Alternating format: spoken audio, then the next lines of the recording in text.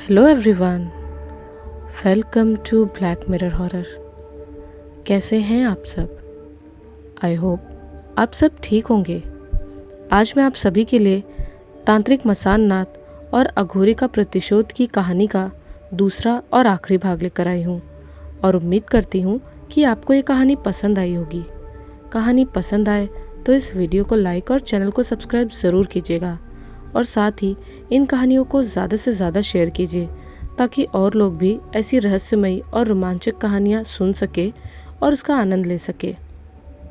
और साथ ही इस कहानी के पहले भाग को अगर आपने नहीं सुना होगा तो पहले उसे सुन ले, वरना आपको आगे की कहानी समझ में नहीं आएगी। लिंक डिस्क्रिप्शन में है। इस कहानी के लेखक हैं राहुल हल्दर जी। पिछले भाग में आपने सुना था कि तांत्रिक मसान नाथ तारापीठ गए थे महायज्ञ करने और वहीं से वो उनके भतीजे के घर गए थे, जहां उन्हें पता चला कि उसके घर में कुछ गलत चीज़ें हो रही हैं, कुछ अद्भुत चीज़ें हो रही हैं जिसका वो निवारण करना चाहते थे। तो इस भाग में हम सुनेंगे कि क्या हुआ था और ऐसी क्या रहस्यमय चीज़ें थी जिस वजह से ये सारी घटनाएं घट रही थी।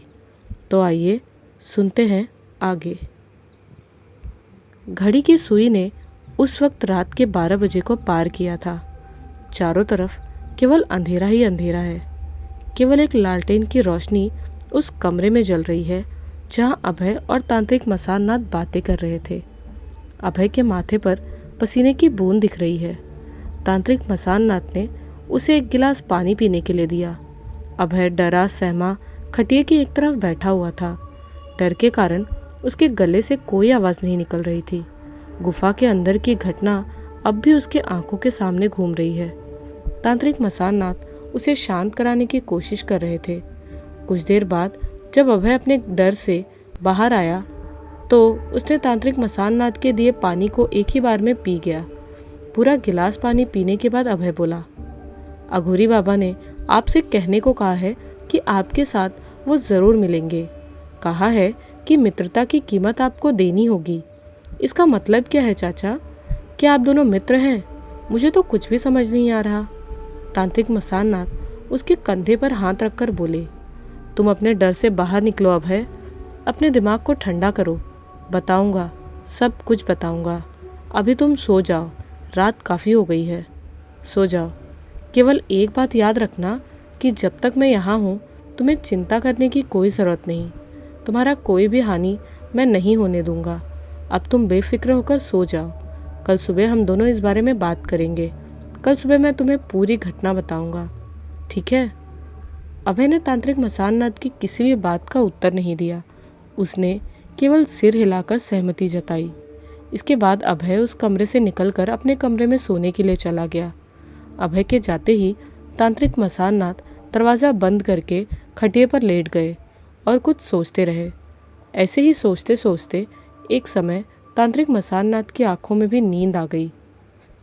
उस वक्त सुबह के 7 बजे थे। तांत्रिक मसान नाथ 2 कप चाय हाथ में लेकर अभय के कमरे में गए। 1 कप चाय अभय के बिस्तर के पास वाले टेबल पर रखते हुए बोले, अभय ये लो चाय पियो।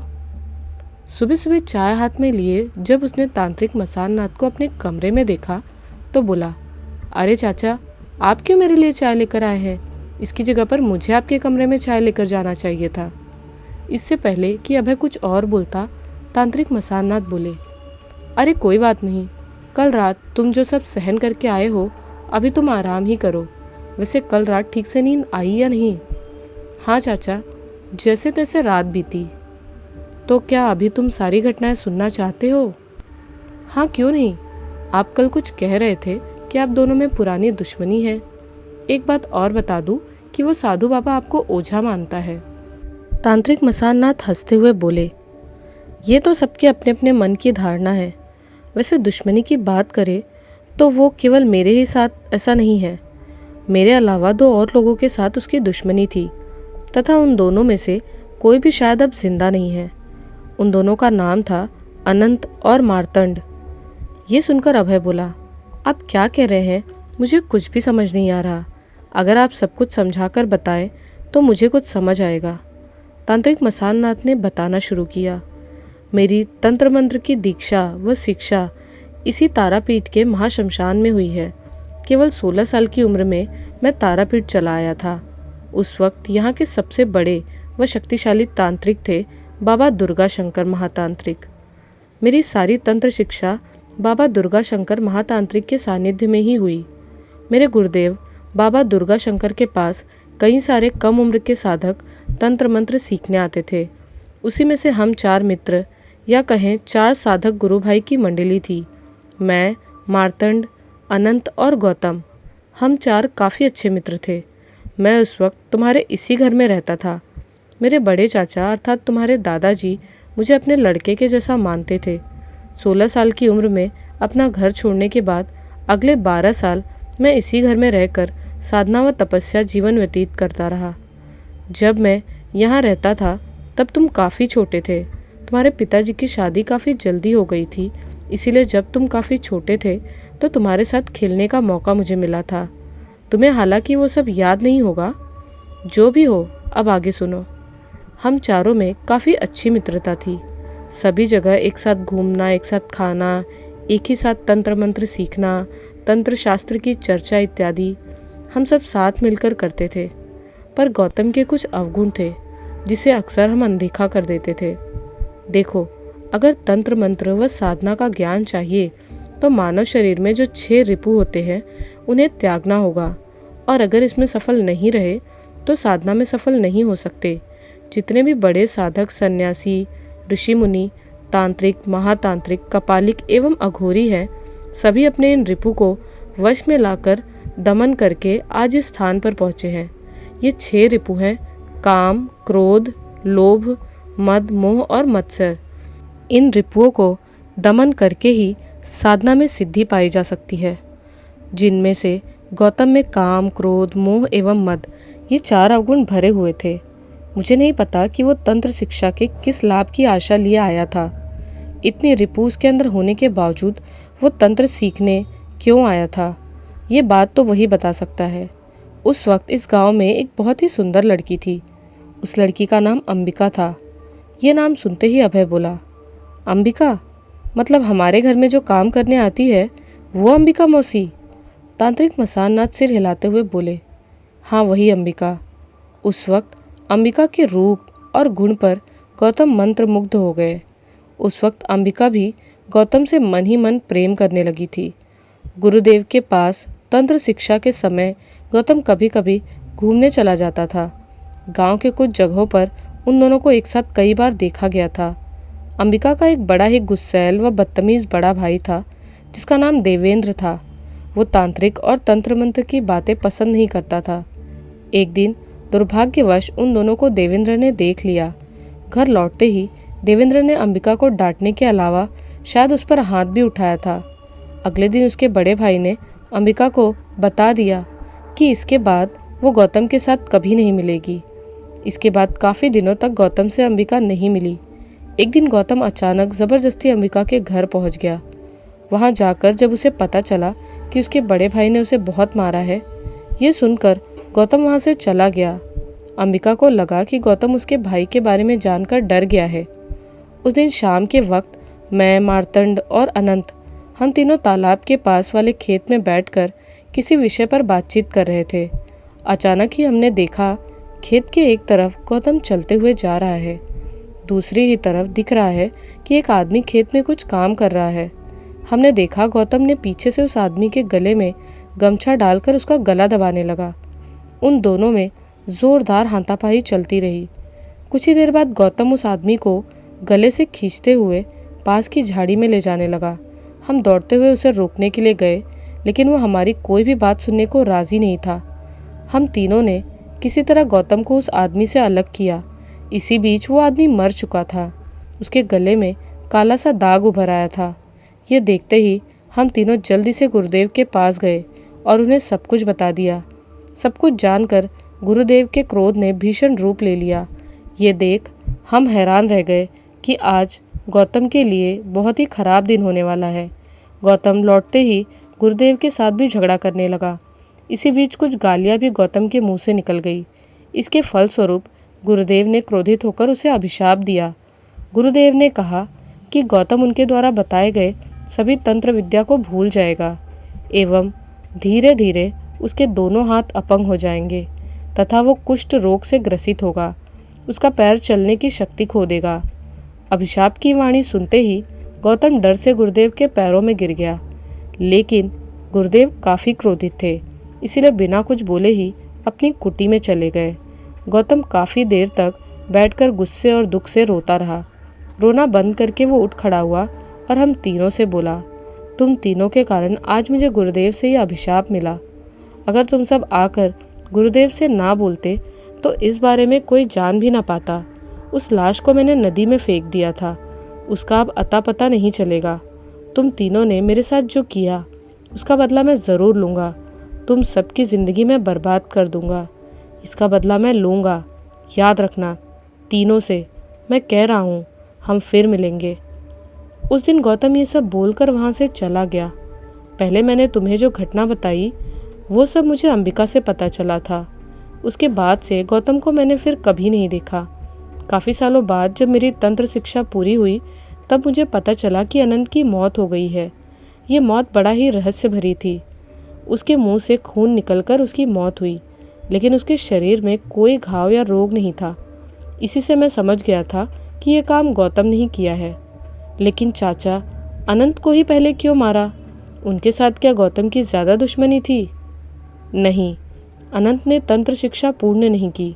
ये शिक्षा पूर्ण होने में कुछ साल बचे थे, पर उसके साधना के प्रति ज़्यादा रुचि न देख गुरुदेव ने उसे भगा दिया। उसके बाद अनंत दुखी होकर कहीं चला गया। उसकी तंत्र शिक्षा पूर्ण ना होने के कारण उसके अंदर तंत्र शक्ति भी नहीं थी, इसीलिए आसानी से गौतम ने उससे अपना बदला ले लिया।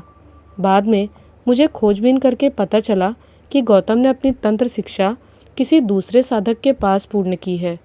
उसे बाद में तंत्र मंत्र सिखाने वाले उसके गुरुदेव किसी नकारात्मक शक्ति से जुड़े हैं।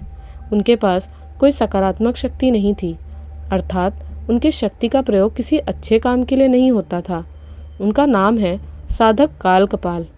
उसका पता मुझे नहीं मिला और ना ही मैंने उन्हें कभी देखा है। साधक काल कपाल के पास से ही गौतम ने तंत्र विद्या सीखी।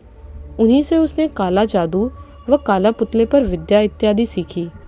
अनंत की मौत के बारे में जानने पर मुझे पता चला कि उसे काले जादू द्वारा मारा गया है। एक छोटे पुतले में प्राण प्रतिष्ठा करके उसके साथ जो भी गौतम ने किया उसका ही परिणाम अनंत के शरीर को मिला। इसे कहीं कहीं वुडू पुतले का काला जादू भी कहते हैं। अनंत की मौत के बाद गौतम का अगला लक्ष्य था मार्तंड, पर मार्तंड को हराना सबके बस की बात नहीं थी। उसने अपनी तंत्र शिक्षा को पूरा किया था। उसका शरीर अद्भुत, सुगठित व दैवीय आकर्षक से भरा हुआ था। तुमने जिस गौतम को देखा वो शरीर मार्तंड का है। अभय आश्चर्यचकित होते हुए बोला, शरीर मार्तंड का है मतलब?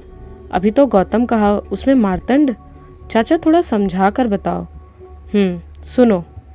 मेरे गुरुदेव दुर्गा शंकर महातांत्रिक के अभिशाप के कारण गौतम अगले 2-3 साल के अंदर ही धीरे धीरे लूला लंगड़ा हो गया और कुष्ठ रोग ने उसके शरीर को जकड़ लिया। उसका शरीर धीरे धीरे किसी भी काम का नहीं रह गया। अपने इस दुख की बात उसने अपने गुरुदेव साधक काल कपाल से बताई। ये सब सुनते ही उसके गुरुदेव ने उसे एक नई तंत्र विद्या सिखाई। किस तरह उसके शरीर से आत्मा जीवित अवस्था में जाकर एक दूसरे शरीर में परिवर्तित हो जाएगी। ये एक ऐसी विद्या थी जो कोई आम साधक किसी को सिखा नहीं सकता। केवल नकारात्मक शक्ति में उच्च परंगत ही इस विद्या को जानते हैं। इस विद्या को पाने के बाद गौतम ने पहले मार्तंड के शरीर को एक वुडू पुतले में जगाया। इसके साथ साधक काल कपाल ने उसे एक मंत्र युक्त धागा दिया, जिससे मार्तंड के शरीर को पूरी तरह बांध दिया गया।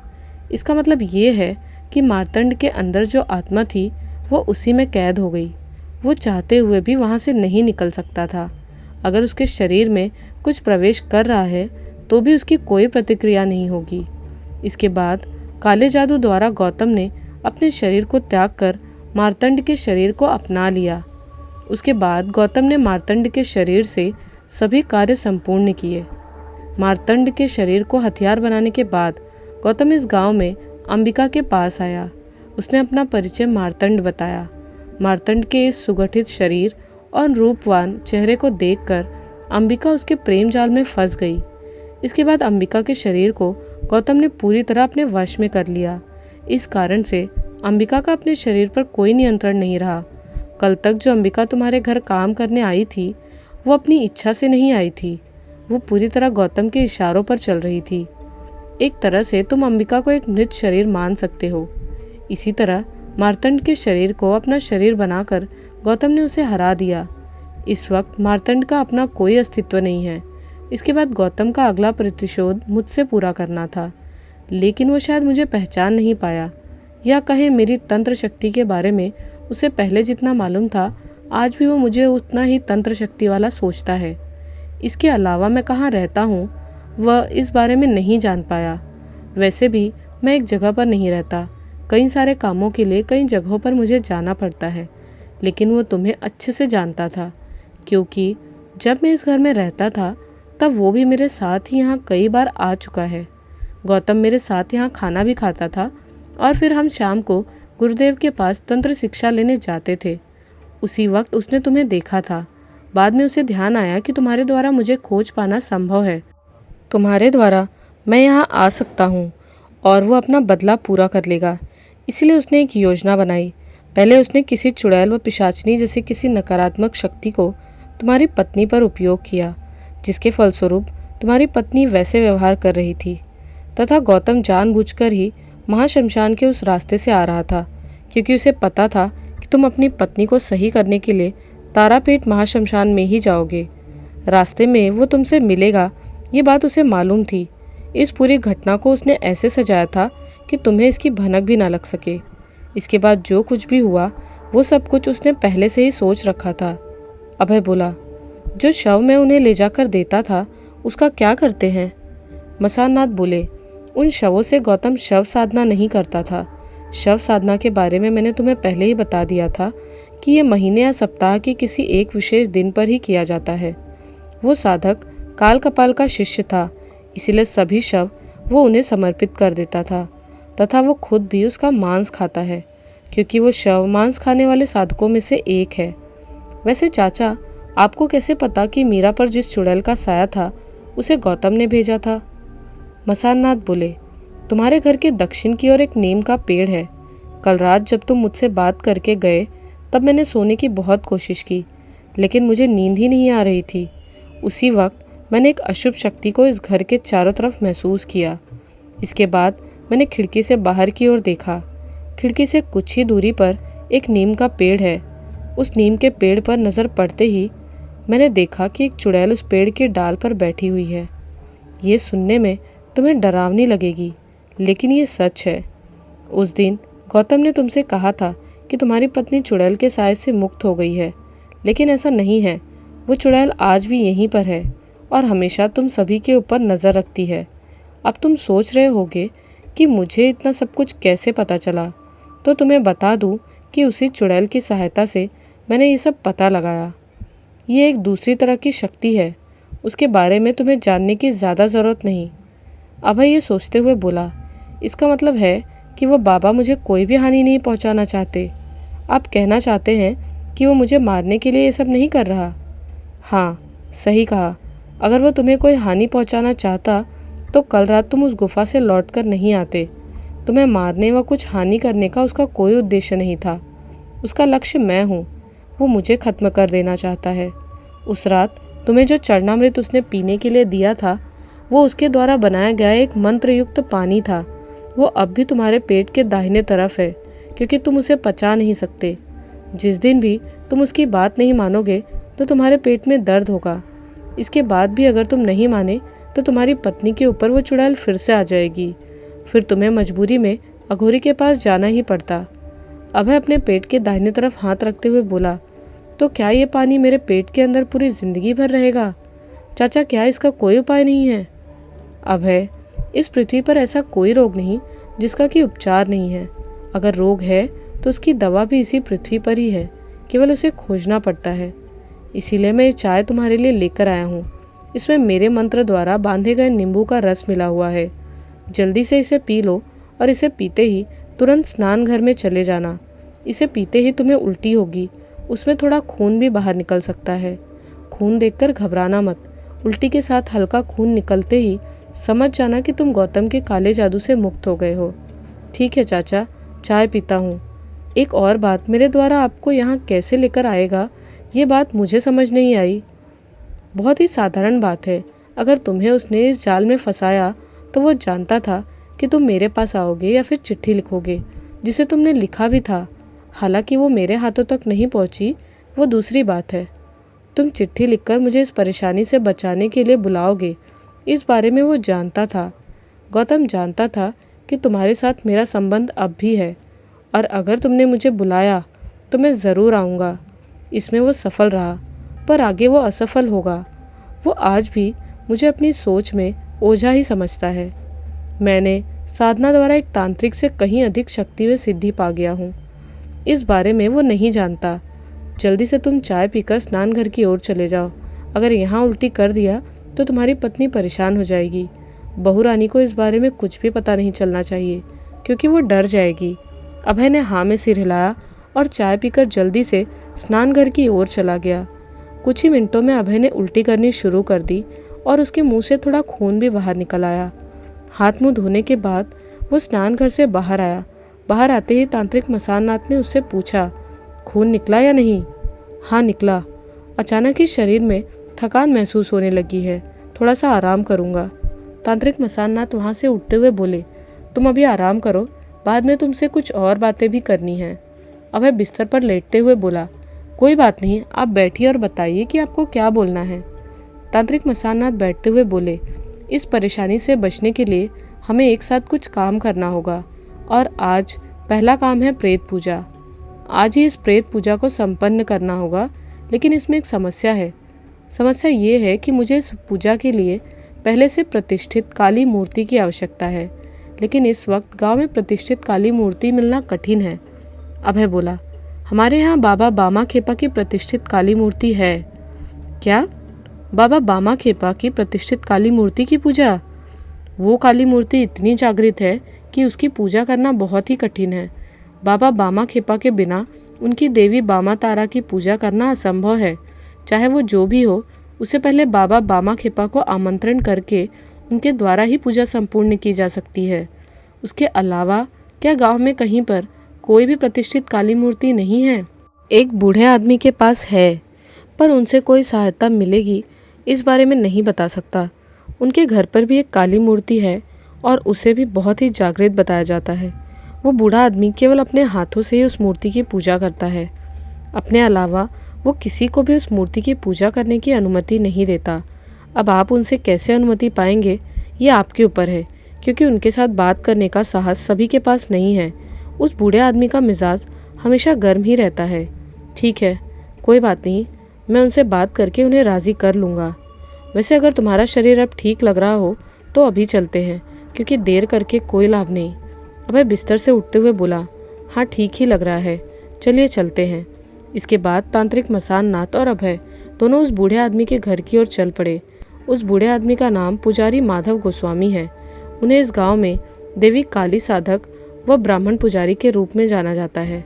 उनके घर पर एक बड़ी सी काली मूर्ति है और उनकी पूजा व भोग व्यवस्था सब कुछ अपने हाथों से ही करते हैं। इस मूर्ति की पूजा कोई और कर सकता है, इस पर उन्हें भरोसा नहीं है। पुजारी माधव गोस्वामी की सबसे बुरी आदत है कि खुद को सबसे बड़ा ज्ञानी मानते हैं। अभय के घर के पास से ही मिट्टी का रास्ता बना हुआ है। उस रास्ते को पकड़कर लगभग 10 मिनट पैदल चलते ही पुजारी माधव गोस्वामी का घर है। तांत्रिक मसाननाथ और अभय बात करते हुए कुछ ही देर में उस घर के पास पहुंच गए। यहाँ सभी पुजारी माधव के नाम से संबोधन करते हैं। घर के सामने जाकर अभय ने पुजारी माधव गोस्वामी को 2-3 बार बुलाया। घर के अंदर से आवाज़ आई, अरे आ रहा हूँ, चिल्लाकर अब मेरा सिर खा जाओगे क्या? ये सुनते ही तांत्रिक मसाननाथ से अभय बोला, देखा आपने उनका मिजाज, हमेशा ऐसा ही रहता है। अब आकर बकबक शुरू करेंगे। अगर ज़रूरी ना होता तो मैं यहाँ पर आता ही नहीं। पुजारी माधव गोस्वामी के आंगन में प्रतिष्ठित देवी काली मंदिर बना हुआ है। कुछ ही मिनट बाद मंदिर के पीछे वाले घर से निकल एक पतला बूढ़ा आदमी सामने आया। उनके सिर पर गिनती के ही सफ़ेद बाल बचे हैं। अब वो बूढ़ा आदमी खींच कर बोला, क्या चाहिए और ये आदमी कौन है? यहाँ मंदिर में किसी को भी जाने नहीं दूंगा। अभय बोला, पुजारी काका, हमें कुछ ज़रूरी काम था। मेरे चाचा आपके इस मंदिर के बारे में कुछ जानना चाहते हैं और आपके सामने कुछ प्रस्ताव भी रखेंगे।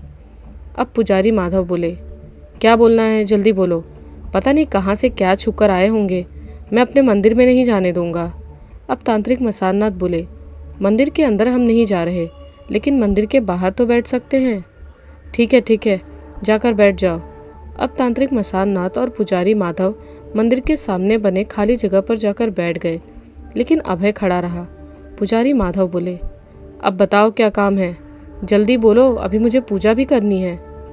तांत्रिक मसाननाथ बोले, आप तो कई सालों से इस मंदिर के पुजारी रहे हैं, आपसे हमारा एक अनुरोध था। हम एक बड़ी परेशानी में हैं और उसके लिए एक प्रतिष्ठित काली मूर्ति की पूजा करनी है मुझे। एक रात के लिए देवी मूर्ति के सामने शक्ति पूजा करना ज़रूरी है। ये सुनकर पुजारी माधव की आंखें गुस्से से लाल हो गई और बोले, क्या बकवास कर रहे हो, यहाँ से चले जाओ और फालतू में मेरा समय बर्बाद मत करो। यहाँ पूजा करेंगे। आज से पहले मैंने किसी को इस मंदिर में आने तक नहीं दिया और तुम्हें पूजा करने दूंगा। जाइए यहाँ से, पता नहीं कहाँ से चले आते हैं। अचानक ही पुजारी माधव गोस्वामी को ऐसा लगा कि उनका शरीर हवा में धीरे धीरे ऊपर उठता जा रहा है। वो मंदिर के सामने ही बैठे थे, पर मानो उनके शरीर की आत्मा आसमान की ओर जा रही थी। अब उन्होंने बोलना शुरू किया, अरे, मैं कहाँ जा रहा हूँ, मैं मर जाऊँगा, मैं ऊपर की ओर क्यों जा रहा हूँ, अरे मेरे शरीर को कोई नीचे उतारो। पुजारी माधव गोस्वामी के इस अद्भुत व्यवहार को देखकर अभय बोला, अरे पुजारी काका, आपको क्या हुआ। अब फिर से पुजारी माधव गोस्वामी की आवाज़ आई, अरे मैं यहाँ हूँ, ऊपर आसमान में झूल रहा हूँ। अब अभय की नज़र तांत्रिक मसाननाथ पर गई। तांत्रिक मसाननाथ चुपचाप एकटक पुजारी माधव गोस्वामी को देख रहे थे। ये देखकर अभय समझ गया कि उसके चाचा ने ही कुछ किया है। चाचा, आपकी शक्ति को पुजारी काका ने देख लिया है, अब उन्हें छोड़ दीजिए। अचानक ही पुजारी माधव गोस्वामी बोले, क्या आप कृष्ण काली के साधक हैं। गलती हो गई मुझे, माफ़ कर दीजिए। आप पूरी रात पूजा कीजिए, मैं नहीं रोकूंगा। मैं आपको पहचान नहीं पाया, कृपया मुझे नीचे उतारिए।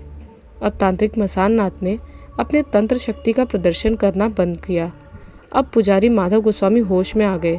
मुझे माफ़ कर दीजिए, अगर मुझे पता होता कि आप कृष्ण काली के साधक हैं तो मैं आपको कभी मना नहीं करता।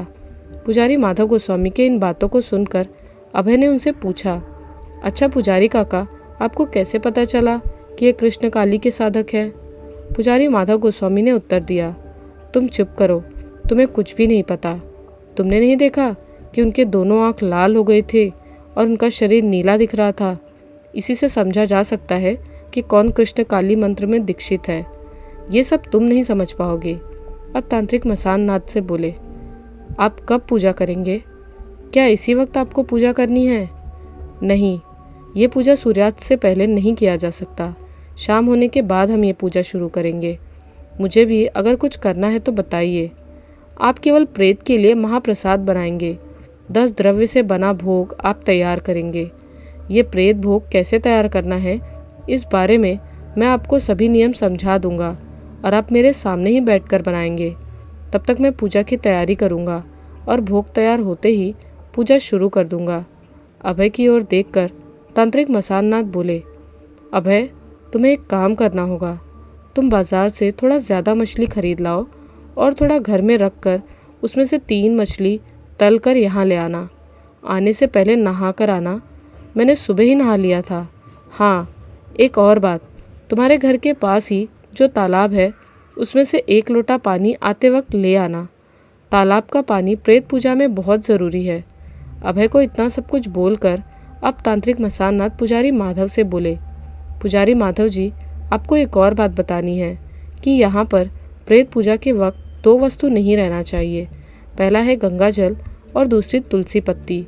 अगर प्रेत पूजा के वक्त ये दोनों सामान आसपास भी रहे तो हम सभी की मृत्यु हो सकती है। अगर गंगा जल और तुलसी पत्ता यहाँ है तो उसे अभी हटा दीजिए। ये सुनते ही पुजारी माधव गोस्वामी मंदिर के अंदर गए और गंगा जल के पात्र को लेकर घर के अंदर रखाए। आने के बाद उन्होंने प्रश्न किया, एक बात जानने की बहुत इच्छा है। मैं ये जानना चाहता हूँ कि आखिर ये सब किस लिए किया जा रहा है। तांत्रिक मसाननाथ ने उत्तर दिया, वुडू तंत्र क्रिया के बारे में तो आप जानते ही होंगे। वुडू तंत्र क्रिया का प्रयोग गांव के आसपास ही कोई कर रहा है। उसी को रोकने के लिए मुझे ये पूजा करनी पड़ रही है। ये वुडू जादू बहुत ही शक्तिशाली और जानलेवा है, इसीलिए मैंने ये पूजा करने का निर्णय लिया। अब अभय से बोले, अभय तुम्हें कुछ और सामान भी लाना होगा। तुम्हें लाना है लाई, चूरा, बतासा, गुड़, घी, शहद, काला तिल, उड़द दाल, केला और दही। ये 10 सामान प्रेत भोग बनाने के लिए चाहिए। तांत्रिक मसाननाथ के बताए सामानों को सुनकर पुजारी माधव गोस्वामी बोले, इसमें से लाई, चूरा, बतासा, गुड़ और शहद मेरे पास है। बस आप केवल घी, काला तिल, उड़द दाल, केला और दही मंगवा लीजिए। अच्छा है। अबे बाकी का सामान तुम ले आना। थोड़ा सा देसी शराब भी चाहिए, उसके बिना ये प्रेत पूजा संभव नहीं है। अभय ने सिर हिलाकर सहमति जताई और बोला, ठीक है, अब मैं चलता हूँ। नहा धोकर इन सभी सामानों के साथ भुना हुआ मछली और 1 लोटा तालाब का पानी लेकर शाम होने से पहले आ जाऊँगा। तब तक आप यहाँ पूजा की तैयारी करते रहिए। अभय के जाने के बाद तांत्रिक मसाननाथ और पुजारी माधव गोस्वामी ने मिलकर मंदिर के सामने की जगह को झाड़ू से साफ किया। इसके बाद पुजारी माधव गोस्वामी ने अपनी नित्य पूजा को पूर्ण किया। इसके बाद पुजारी माधव गोस्वामी और तांत्रिक मसाननाथ ने प्रेत पूजा की तैयारी करना शुरू कर दिया। तांत्रिक मसाननाथ ने अपनी पोटली से 7 अलग अलग रंग के गुलाल निकाली और उससे एक यंत्र का निर्माण किया। तांत्रिक मसाननाथ अपने साथ अक्सर ये 7 रंग के गुलाल यंत्र बनाने के लिए रखते हैं। यंत्र बनाने के बाद तांत्रिक मसाननाथ ने अपनी पोटली से एक खोपड़ी निकाली। उसे देखकर पुजारी माधव गोस्वामी बोले, क्या इस पूजा में इस खोपड़ी की भी ज़रूरत है? हाँ, इसके बिना प्रेत पूजा कैसे होगा? अब तांत्रिक मसाननाथ ने उस खोपड़ी को यंत्र के बीच में रख दिया। इसके बाद लाल सिंदूर से उस खोपड़ी के ऊपर काली यंत्र बनाया। तांत्रिक मसाननाथ के इन कार्यों को एकटक पुजारी माधव गोस्वामी देखते ही जा रहे थे। पूजा की तैयारी करते करते ही दोपहर बीत गई। शाम होने से पहले ही वहाँ अभय भी आ गया। तांत्रिक मसाननाथ के द्वारा बताए सभी सामग्री भी वो लेकर आया है। इसी बीच पुजारी माधव गोस्वामी भी मंदिर से बाकी सामान ले आए। तांत्रिक मसाननाथ अब देवी काली मंदिर के अंदर चले गए और मंदिर का दरवाज़ा बंद करके मंत्र जाप करने लगे। अंदर वहाँ जाने की अनुमति किसी को भी नहीं है, यहाँ तक कि अभय भी नहीं जा सकता। ऐसा ही अंधेरा होने तक मंत्र जप करने के बाद तांत्रिक मसाननाथ बाहर आए। उनके चेहरे को देखकर ऐसा लग रहा था कि अंदर उन्होंने कुछ अलौकिक दिव्य शक्ति का अनुभव किया है। तांत्रिक मसाननाथ के बाहर आने के बाद अभय उनके पास गया और बोला, चाचा, आज अंबिका मौसी फिर हमारे घर पर काम करने आई थी। मैंने उनसे कह दिया कि वो आगे से मेरे घर पर नहीं आएंगी। अंबिका मौसी बिना कोई उत्तर दिए ही चली गई। वैसे चाचा, एक बात पूछनी है कि आपने उस दिन अंबिका मौसी को देखकर गौतम अघोरी का नाम कैसे बता दिया? तारापीठ महाशमशान में यज्ञ पूरा करने के बाद मुझे काफ़ी सारी शक्तियाँ प्राप्त हुई। ये भी उसी में से एक शक्ति थी जिसमें किसी को देखकर मैं बता दूंगा कि उसके अंदर खुद की आत्मा है या नहीं, कहीं वो आत्मा किसी के वश में तो नहीं। इसी बीच अभय की नज़र यंत्र के बीच रखे खोपड़ी पर पड़ी और उसे देखकर अभय ने पूछा, चाचा, ये तो मनुष्य की खोपड़ी है, ये आपके पास कैसे आई? तांत्रिक मसाननाथ ने जवाब दिया, तंत्र शिक्षा पूर्ण होने के बाद गुरुदेव ने मुझे उपहार स्वरूप इस खोपड़ी को दिया था। इसमें कई सारी शक्तियाँ भी है। उसके बाद मैंने कई बार इसका प्रयोग किया है और आश्चर्यचकित फल भी मुझे मिला है। इसी बारे में तुम्हें एक घटना बताता हूँ। कई 100 वर्ष पूर्व तारापीठ महाशमशान में अक्षप मुनि नामक एक साधक साधना करते थे। उनकी साधना से खुश होकर स्वयं देवी तारा ने उन्हें दर्शन दिया था और पूछा था कि बोलो तुम्हें क्या चाहिए। इसके उत्तर में अक्षप मुनि ने कहा कि हे माँ, मेरे मृत्यु के बाद मेरी करोटी आप अपने सिर पर सजाएंगी। देवी तारा ने उन्हें तथास्तु कहा था। उसके बाद से ही देवी तारा के सिर पर एक करोटी हमेशा तुम्हें दिखेगी। अच्छा, अब तालाब का पानी दो। चाचा, इन सभी से क्या होगा? तालाब के पानी से इस खोपड़ी को नहलाने के बाद इसमें प्राण प्रतिष्ठा करना होगा। इसके बाद 10 द्रव्य का महाप्रेत भोग सजा देना होगा। जिस तरह पिंडदान करते हैं उसी तरह भोग को गोल आकृति में बनाकर सामने रखना होगा। उसके ऊपर मछली का टुकड़ा रखना होगा। इसी भोग के साथ शराब भी उत्सर्ग किया जाता है। इन सभी को मिलाकर ये पूजा संपन्न होगी। देवी को इस करोटी अर्थात खोपड़ी में पेय पीना बहुत पसंद है तथा उनके साथ चलने वाले प्रेत उन्हें अपनी खोपड़ी में पेय देते हैं। इसीलिए देवी काली उन प्रेतों से बहुत सारे कार्य संपूर्ण करती है। अब इस खोपड़ी में प्राण प्रतिष्ठा के बाद हम इसका उपयोग करेंगे। वैसे सावधान रहना, क्योंकि अगर कोई गलती हुई तो प्रेत किसी को भी मृत्यु दे सकता है। अब तांत्रिक मसाननाथ वहीं खड़े पुजारी माधव गोस्वामी से बोले, पुजारी जी, मंदिर के अंदर से 7 मोमबत्ती लेकर आइए। तांत्रिक मसाननाथ के कहे अनुसार पुजारी माधव गोस्वामी मंदिर के अंदर से मोमबत्ती लाने चले गए। अभय ने पूछा, चाचा, अगर कोई इस प्रेत तंत्र में सिद्धि पा जाएगा तो उस प्रेत से कुछ भी करवा सकता है? नहीं, इसके लिए 5 सावधानी तंत्र में बताई गई है। 7 साल से छोटा बच्चा अपने माता पिता, अपने गुरु, किसी धार्मिक व्यक्ति एवं किसी पर संदेहवश बिना निश्चित किए कभी भी इन 5 के ऊपर प्रेत का प्रयोग मना है। इससे खुद की ही हानि हो सकती है। इसीलिए उस रात मेरा शक सही होने के लिए मैंने तुम्हें गुफा में भेजा था, वरना उस रात ही मैं ये प्रेत पूजा कर सकता था। इसी बीच शाम का अंधेरा अब रात के अंधेरे में बदलने लगा। पुजारी माधव गोस्वामी का ये मंदिर बड़ा ही सुनसान स्थान पर है। यहाँ आसपास ज़्यादा लोगों का घर नहीं है। तांत्रिक मसाननाथ ने तालाब के पानी से उस खोपड़ी को नहलाया और फिर उस खोपड़ी पर अपना हाथ रखकर कुछ मंत्र पढ़ते रहे। इसके बाद उन्होंने एक तरफ इशारा करते हुए पुजारी माधव गोस्वामी से पूछा, वो कौन सा पेड़ है? वो बरगद का पेड़ है, अभी तो काफ़ी छोटा है, उसके 2 पत्ते तोड़ लाइए। पुजारी माधव गोस्वामी ने बरगद के पेड़ से 2 पत्ते लाकर तांत्रिक मसाननाथ को दे दिया। उन दोनों पत्ते को लेने के बाद तांत्रिक मसाननाथ अपनी पोटली में कुछ खोजने लगे। उन्होंने पोटली के अंदर से एक छोटा सा पिन निकाला और उससे अपनी हथेली पर एक चीरा लगा दिया। उनकी हथेली से थोड़ा खून अब बूंद बूंद करके निकलने लगा। उस खून से उन्होंने पत्ते पर एक नाम लिखा। वो नाम था गौतम दास अघोरी। अब उस पत्ते को उन्होंने लोटे के अंदर डाल दिया। इसके बाद उन्होंने अपनी पोटली से 3 शाही का कांटा लेकर उस लोटे में डाल दिया। उसके बाद अभय से बोले, जो मैं कह रहा हूँ उसे ध्यान से सुनना।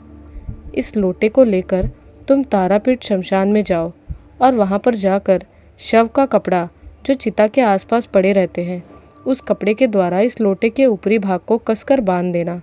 बांधने के बाद शत्रु का नाम लेना, अर्थात गौतम अघोरी का नाम लेना और फिर शत्रु नाश का संकल्प करते हुए बोलना, जय महाकाल, जय महाकाल, जय महाकाल। 3 बार बोलकर तारापीठ महाशमशान के पास से बहने वाली द्वारका नदी में उसे डाल देना। ये सुनते ही अभय का गला सूख गया। चाचा, क्या ये काम जिस तालाब से पानी लाया उस तालाब में नहीं हो सकता? नहीं, किसी बहते स्रोत में ही इसे डालना होगा, अर्थात जिस पानी में गति है। तुम्हें डरने की कोई ज़रूरत नहीं है, तुम्हारे साथ स्वयं देवी काली का आशीर्वाद है। इतनी देर तक मैं देवी महाकाली के मंत्र का जाप कर रहा था। मैंने देवी काली से सहायता करने का अनुरोध किया है। तुम्हें चिंता करने की कोई ज़रूरत नहीं है, देवी काली सब कुछ संभाल लेंगी। मेरे ऊपर भरोसा रखो और मैंने जैसा बताया उसे मन लगाकर पूरा करना। ये लो शाही जानवर के 2 कांटे, इसे अपने पास रखो और इस लाल गुलाल के पैकेट को भी अपने पास रखो। द्वारका नदी में लोटा डालने के बाद तुम सीधा उस गुफा के पास चले जाना। गुफा के सामने जाकर इस लाल गुलाल से गुफा के द्वार पर एक तरफ से दूसरे तरफ एक रेखा खींच देना। इसके बाद तुम प्रतीक्षा करते रहना। जैसे ही मैं यहाँ पर प्रेत को जागृत करके उसे भेजूंगा तो प्रेत के वहाँ पहुँचते ही गुफा के सामने बनी गुलाल की रेखा बिखर जाएगी। उसे देखकर तुम समझ जाना कि वो प्रेत उस गुफा में प्रवेश कर चुका है। गुफा में प्रेत के प्रवेश करते ही तुम उसके पीछे पीछे जाओगे। डरना मत, क्योंकि वो प्रेत हमारी तरफ है, वो तुम्हें कोई हानि नहीं पहुंचाएगा। उसके पीछे पीछे तुम जाना और जब वो गौतम के अंदर प्रवेश करके उसे सताएगा, ठीक उसी वक्त तुम शाही के कांटों को गौतम के आँख में डालकर उसकी दोनों आंखें फोड़ देना। ये बात सुनकर अभय डरते हुए बोला, ये आप क्या कह रहे हैं? इससे तो हत्या हो जाएगी।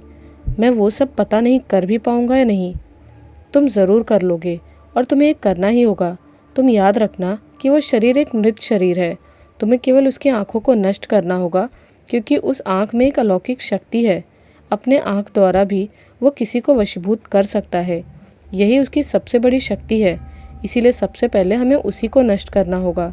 ये बात मैं इसीलिए जानता हूँ क्योंकि मैं मार्तंड को अच्छे से जानता था। ये शक्ति गौतम की नहीं है, बल्कि मार्तंड के शरीर पर कब्जा करने के बाद उसे ये शक्ति मिली। ये कार्य समाप्त करते ही तुम देखोगे कि गौतम की आत्मा मार्तंड के शरीर से बाहर निकल गई है। इसके बाद ही मेरे द्वारा भेजा गया प्रेत उसे खत्म कर देगा।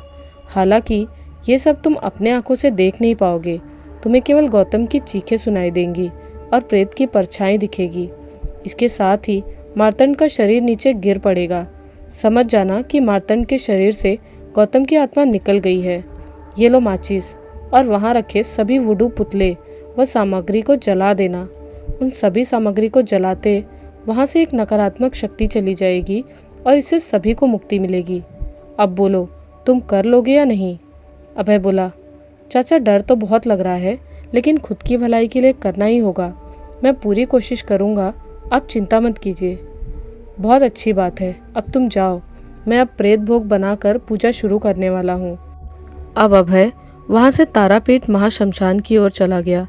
इधर तांत्रिक मसाननाथ पुजारी जी से बोले, अब आप भोग के लिए उन सभी 10 सामग्रियों को एक थाली में मिलाइए। पुजारी माधव गोस्वामी उसी प्रकार सभी 10 सामग्री थाली में मिलाने लगे। सब कुछ सही से मिलाने के बाद एक स्वादिष्ट व सुगंधित भोग तैयार हो गया। तांत्रिक मसाननाथ बोले, इस भोग के 5 गोले बनाइए। इसके बाद खोपड़ी के आसपास भोग के गोलों को रख दीजिए। तांत्रिक मसाननाथ के कहे अनुसार पुजारी माधव गोस्वामी ने उन 5 गोल प्रेत भोग को खोपड़ी के चारों तरफ बने यंत्र के अंदर रख दिया। अब तांत्रिक मसाननाथ ने भुने हुए मछली के टुकड़ों को भी प्रेत भोग में शामिल कर दिया। उधर दूसरी तरफ तांत्रिक मसाननाथ के कहे अनुसार अभय तारापीठ महाशमशान में पहुंच गया। अब उसने एक शव के कपड़े से उस लोटे के ऊपरी भाग को अच्छे से बांध दिया। फिर शत्रु का नाम बोलकर वो द्वारका नदी के पास गया और 3 बार महाकाल का नाम लेकर लोटे को नदी में डाल दिया। इसके बाद अभय महाशमशान से गुफा की ओर चल पड़ा। अभय के पूरे शरीर में डर की लहर दौड़ रही है, लेकिन फिर भी अपने परिवार के कारण वो ये सब कुछ करने वाला है। हालांकि उसकी पत्नी मीरा को इस बारे में कुछ भी नहीं पता। गुफा के पास पहुंचते ही अभय ने तुरंत गुलाल से गुफा के द्वार पर लकीर बना दी और गुफा के बाहर ही खड़े होकर प्रतीक्षा करने लगा। उधर तांत्रिक मसाननाथ ने 7 मोमबत्ती से एक बड़ा वृत्त तैयार किया और उसके अंदर दोनों बैठ गए। अब तांत्रिक मसाननाथ पुजारी माधव गोस्वामी से बोले, अब मैं शक्ति मंत्र का जाप शुरू करूँगा। ये रहा चंदन चूर्ण और अगरू। जब जब मैं बोलूँगा तब आप इसे खोपड़ी के ऊपर छिड़क देना। आपको इसीलिए मैंने यहाँ पर रोक रखा है। आप जैसे पवित्र ब्राह्मण इस कार्य के लिए सबसे उपयोगी हैं। कुछ ही देर बाद खोपड़ी में प्राण प्रतिष्ठा होगी और प्रेत जागेगा। उसी वक्त मैं उसे गुफा की ओर भेज दूंगा। कुछ ही मिनट में ये क्रिया पूर्ण होगी, इसीलिए आप तैयार रहिएगा। चंदन का चूर्ण और अगरू से प्रेत की शक्ति धीरे धीरे बढ़ती ही रहेगी। पुजारी माधव गोस्वामी ने मंत्रमुग्ध होकर तांत्रिक मसाननाथ की बातों पर सहमति जताई। अभय गुफा से बाहर खड़े होकर अब भी प्रतीक्षा कर रहा था। अचानक ही उसने एक महिला के गुर्राने की भयानक आवाज़ सुनी। यहाँ क्या कर रहा है तू?